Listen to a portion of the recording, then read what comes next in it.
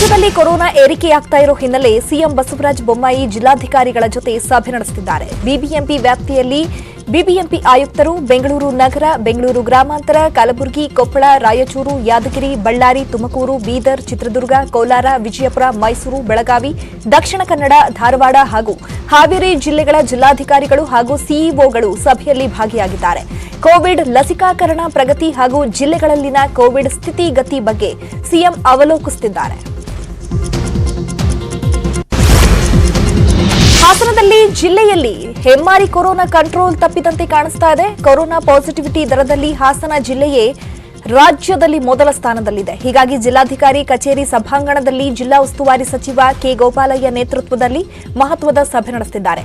ಅಧಿಕಾರಿಗಳಿಂದ ಸಚಿವರು ಮಾಹಿತಿ ಪಡಿತಾ ಇದ್ದು 118 ಶಾಲೆಗಳು ಹಾಗೂ 36 ಕಾಲೇಜುಗಳ ವಿದ್ಯಾರ್ಥಿಗಳಿಗೆ ಸೋಂಕು ದೃಢಪಟ್ಟಿದೆ. ಈ ಬಗ್ಗೆ ಮಾತನಾಡಿದ ಸಚಿವ ಗೋಪಾಲಯ್ಯ, ಹಾಸನ ತಾಲೂಕಿನ ಎಲ್ಲಾ ಶಾಲಾ ಕಾಲೇಜುಗಳಿಗೆ 3 ದಿನ ರಜೆ ನೀಡುವ ಬಗ್ಗೆ ಚರ್ಚಿಸಿ ನಿರ್ಧಾರ ಕೈಗೊಳ್ಳುತ್ತೇವೆ ಅಂತ ಹೇಳಿದ್ದಾರೆ. ವಿಶೇಷವಾಗಿ ಹಾಸನ ತಾಲೂಕಿಗೆ ಇಲ್ಲಿ ಜಾಸ್ತಿ ಪ್ರಕರಣಗಳು ಬಂದಿರೋದ್ರಿಂದ ಇದ್ರ ಬಗ್ಗೆ ನಿಗಾವಹಿಸ್ತಕ್ಕಂಥದ್ದು ಮತ್ತು ಶಾಲೆಗಳಿಗೆ ಒಂದು 3 ದಿನ ಮುಟ್ಟಕ್ಕಂತ ಇಲ್ಲಿ ಹಾಸನ ತಾಲೂಕಿಗೆ ಮಾತ್ರ, ಜಿಲ್ಲೆಗಲ್ಲ, ಜಿಲ್ಲಾಧಿಕಾರಿಗಳು ಮತ್ತು ನಮ್ಮ ಆರೋಗ್ಯ ಅಧಿಕಾರಿಗಳು, ಡಿಎಚ್ಒ, ನಮ್ಮ ಅಧಿಕಾರಿಗಳ ಜೊತೆ ಮತ್ತು ಶಾಸಕರ ಜೊತೆನೂ ಚರ್ಚೆ ಮಾಡಿ ಒಂದು ಒಮ್ಮತದ ವಿಶೇಷ ನೈಟ್ ಕರ್ಫ್ಯೂ ಹಾಗೂ ವೀಕೆಂಡ್ ಕರ್ಫ್ಯೂಗೆ ಮಾಜಿ ಸಿಎಂ ಕುಮಾರಸ್ವಾಮಿ ಅಸಮಾಧಾನ ಹೊರಹಾಕಿದ್ದಾರೆ. ಸರ್ಕಾರದ ನಿರ್ಧಾರದಿಂದ ದಿನಗೂಲಿ ಅವರು ಇನ್ನಿಲ್ಲದ ಸಂಕಷ್ಟ ಅನುಭವಿಸ್ತಾ ಇದ್ದಾರೆ. ಕರ್ಫ್ಯೂನಿಂದಾಗಿ ತೊಂದರೆಗೊಳಗಾದವರಿಗೆ ಬದಲಿ ವ್ಯವಸ್ಥೆ ಮಾಡಬೇಕು, ವಿಶೇಷ ಪ್ಯಾಕೇಜ್ ಘೋಷಣೆ ಮಾಡಿ ಹಲವು ಜಿಲ್ಲೆಗಳಲ್ಲಿ ತಾವು ಬೆಳೆದ ಬೆಳೆಯನ್ನೇ ಮಾರಾಟ ಮಾಡಲು ಆಗದೆ ಕಂಗಾಲಾಗಿದ್ದಾರೆ ಅಂತ ಸರ್ಕಾರದ ವಿರುದ್ಧ ಕುಮಾರಸ್ವಾಮಿ ಕಿಡಿಕಾರಿದ್ದಾರೆ. ನೈಟ್ ಕರ್ಫ್ಯೂ ಮತ್ತೆ ವೀಕೆಂಡ್ ಕರ್ಫ್ಯೂನಲ್ಲಿ ದಿನನಿತ್ಯದ ಕೂಲಿ ಕೆಲಸ ಮಾಡತಕ್ಕಂಥವ್ರು, ಬೀದಿ ಬದಿ ವ್ಯಾಪಾರಿಗಳಿರಲಿ, ಆಟೋ ಡ್ರೈವರ್ಗಳಿರಲಿ, ಇಂಥ ಕುಟುಂಬಗಳ ಪರಿಸ್ಥಿತಿಗಳು ಏನಿದೆ, ಅದಕ್ಕೆ ನೀವೇನು ಆಲ್ಟರ್ನೇಟ್ ಅರೇಂಜ್ಮೆಂಟ್ ಮಾಡಬೇಕಲ್ಲ. ಅವರ ಬದುಕನ್ನು ಕಟ್ಕೊಡ್ಲಿಕ್ಕೂ ಸರ್ಕಾರದಿಂದ ಕೆಲವು ಕಾರ್ಯಕ್ರಮವನ್ನು ತರಬೇಕು ಅನ್ನೋದು ನನ್ನ ಅಭಿಪ್ರಾಯ. ಅದು ತಜ್ಞರ ಸಲಹೆ ಇದ್ರೆ ಪ್ಯಾಕೇಜ್ ಕೊಡಬೇಕಾಗ್ತದೆ. ತರಕಾರಿ ಬೆಳೆದ ರೈತರುಗಳು ಮಾರಾಟ ಮಾಡತಕ್ಕಂಥದ್ದಕ್ಕೆ ಒಂದು ಸಮಯ ನಿಗದಿ ಮಾಡಿ ನೈಟ್. ಕೊರೋನಾ ತಡೆಗೆ ಬೆಂಗಳೂರಲ್ಲಿ ಜಾರಿಗೆ ತಂದಿರೋ ನಿರ್ಬಂಧಗಳನ್ನು ಈ ವಾರವೇ ತೆರವುಗೊಳಿಸಲಾಗುತ್ತೆ ಅನ್ನೋ ಮಾತು ಶುರುವಾಗಿದೆ. ಈ ಬಗ್ಗೆ ಸುಳಿವು ನೀಡಿದ ಬಿಬಿಎಂಪಿ ಮುಖ್ಯ ಆಯುಕ್ತ ಗೌರವ್ ಗುಪ್ತಾ, ಸದ್ಯದ ಪರಿಸ್ಥಿತಿ ನೋಡಿದ್ರೆ ಟಫ್ ರೂಲ್ಸ್ ಬೇಡ, ಜನರಿಗೆ ರಿಲೀಫ್ ಕೊಡುವ ಬಗ್ಗೆ ಸರ್ಕಾರಕ್ಕೆ ಪ್ರಸ್ತಾವನೆ ಸಲ್ಲಿಸಿದ್ದೇವೆ. ಬಿಬಿಎಂಪಿ ಸಭೆಯಲ್ಲಿ ತಜ್ಞರ ಅಭಿಪ್ರಾಯದಂತೆ ಈ ತೀರ್ಮಾನ ಕೈಗೊಂಡಿದ್ದೇವೆ ಅಂತ ಹೇಳಿದ್ದಾರೆ. ವೀಕೆಂಡ್ ಲಾಕ್ಡೌನ್ ಹಾಗೂ ನೈಟ್ ಕರ್ಫ್ಯೂ ತೆರವು ಬಗ್ಗೆ ಸರ್ಕಾರಕ್ಕೆ ಪ್ರಸ್ತಾವನೆ ಸಲ್ಲಿಸಲು ಸಿದ್ಧತೆ ಮಾಡಿಕೊಳ್ಳಲಾಗಿದೆ. ಪರಿಸ್ಥಿತಿನಲ್ಲಿ ಇದ್ದ ರೆಸ್ಟ್ರಿಕ್ಷನ್ಸ್ ಏನಿದೆ, ಇದ್ದ ಪ್ರತಿಬಂಧನೆ ಏನಿದೆ, ಅದನ್ನು ಮುಂದುವರಿಸಿದರೆ, ಅದು 1 ವಾರಕ್ಕೆ ಮುಂದುವರಿಸಿದರೆ ಅದು ಸಾಕಾಗಬಹುದು ಅಂತ ಹೇಳಿ ಒಂದು ತೀರ್ಮಾನಕ್ಕೆ ನಿನ್ನೆ ಸಭೆಯಲ್ಲಿ ತೀರ್ಮಾನ ಆಗಿದೆ.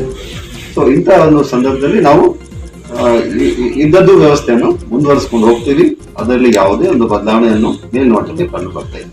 ಇಂಥ ಒಂದು ಪರಿಸ್ಥಿತಿನಲ್ಲಿ ಇದ್ದ ರೆಸ್ಟ್ರಿಕ್ಷನ್ಸ್ ಏನಿದೆ, ಇದ್ದ ಪ್ರತಿಬಂಧನೆ ಏನಿದೆ, ಅದನ್ನು ಮುಂದುವರಿಸಿದರೆ, ಅದು 1 ವಾರಕ್ಕೆ ಮುಂದುವರಿಸಿದರೆ ಅದು ಸಾಕಾಗಬಹುದು ಅಂತ ಹೇಳಿ ಒಂದು ತೀರ್ಮಾನಕ್ಕೆ ನಿನ್ನೆ ಸಭೆಯಲ್ಲಿ ತೀರ್ಮಾನ ಆಗಿದೆ.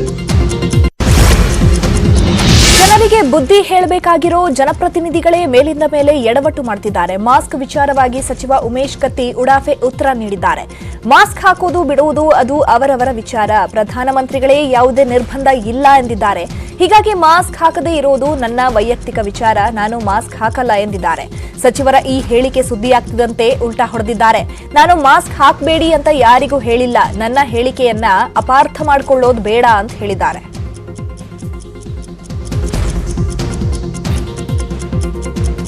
ಪ್ರಧಾನಮಂತ್ರಿ ಹೇಳಿದ್ದಾರೆ, ಯಾವುದೇ ನಿರ್ಬಂಧ ವಿಧಿಸುವುದಿಲ್ಲ, ಹೆಂಗ್ ಬೇಕು ತಮ್ಮ ಸ್ವಂತ ಜವಾಬ್ದಾರಿ ಹೊತ್ತು ತಾವು ಮಾಸ್ಕ್ ಹಾಕಬೇಕು, ಹಾಕೋದು ಬಿಡುವ ಮನುಷ್ಯನಿಗೆ ಬಿಟ್ಟಿದ್ದು, ಆ ಪ್ರಕಾರ ನನಗೂ ಬಿಟ್ಟಿದ್ದು, ನನಗೆ ಹಾಕೋಣ ಅನಿಸಿಲ್ಲ, ಹಂಗೆ ಹಾಕಿಲ್ಲ, ನಾನು ಏನು ತೊಂದರೆ ಇಲ್ಲ.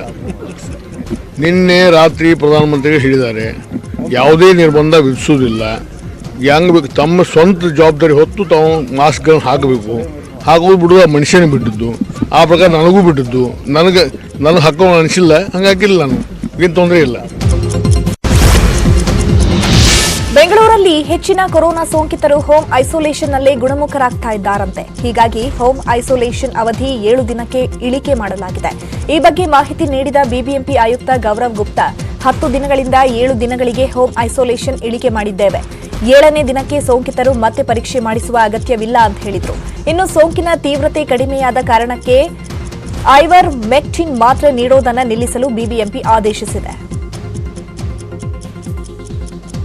ಐಸೋಲೇಷನ್ ನಲ್ಲಿ ಇರ್ತಕ್ಕಂಥವ್ರು ಯಾರು ಮನೆಯಲ್ಲಿ ಇರ್ತಾರೆ, ಗುಣಮುಖರಾಗ್ತಾ ಇದ್ದಾರೆ ಅಂತವ್ರಿಗೆ ಹಿಂದೆ 10 ದಿನ ಅವಧಿ, ಈಗ 10 ದಿನ ಅವಧಿ ಇಲ್ಲ, ಈಗ 7 ದಿನಕ್ಕೆ ಅದನ್ನು ಇಳಿಸಲಾಗಿದೆ. ಮತ್ತು 7 ದಿನ ಆದ ನಂತರವೂ ಕೂಡ ಟೆಸ್ಟಿಂಗ್ ಮಾಡ್ತಕ್ಕಂಥದ್ದು ಅವಶ್ಯಕತೆ ಇಲ್ಲ.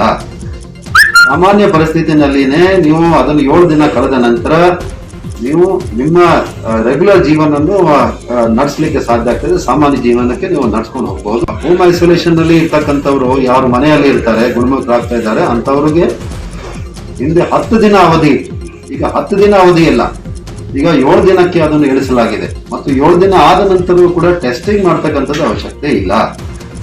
ಸಾಮಾನ್ಯ ಪರಿಸ್ಥಿತಿನಲ್ಲಿನೇ ನೀವು ಅದನ್ನು 7 ದಿನ ಕಳೆದ ನಂತರ ನೀವು ನಿಮ್ಮ ರೆಗ್ಯುಲರ್ ಜೀವನವನ್ನು ನಡೆಸಲಿಕ್ಕೆ ಸಾಧ್ಯ.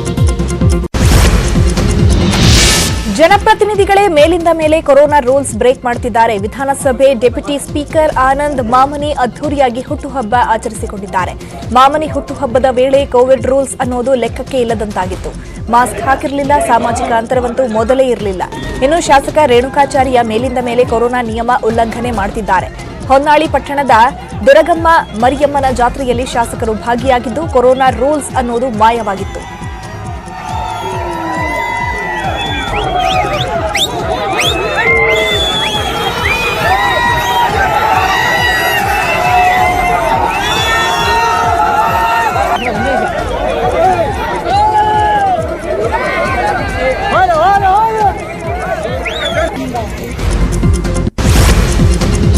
ಉತ್ತರ ಕನ್ನಡ ಜಿಲ್ಲೆಯ ಕಾರವಾರದ ಮಾಲಾದೇವಿ ಮೈದಾನದಲ್ಲಿ ಕೋವಿಡ್ ರೂಲ್ಸ್ ಉಲ್ಲಂಘಿಸಿ ಕ್ರೀಡಾಕೂಟ ಆಯೋಜನೆ ಮಾಡಿದ್ದಾರೆ.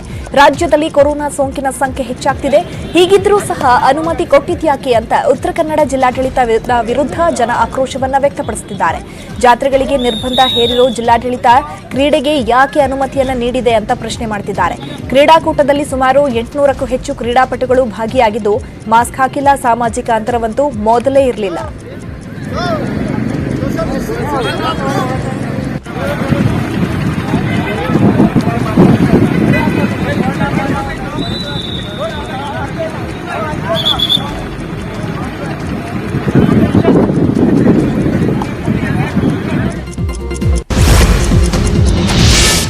ಯಾವುದೇ ಕಾರಣಕ್ಕೂ ಲಾಕ್ಡೌನ್ ಮಾಡುವ ಅವಶ್ಯಕತೆ ಇಲ್ಲ ಅಂತ ಕೇಂದ್ರ ಸಂಸದೀಯ ವ್ಯವಹಾರಗಳ ಸಚಿವ ಪ್ರಹ್ಲಾದ್ ಜೋಶಿ ಹೇಳಿದ್ದಾರೆ.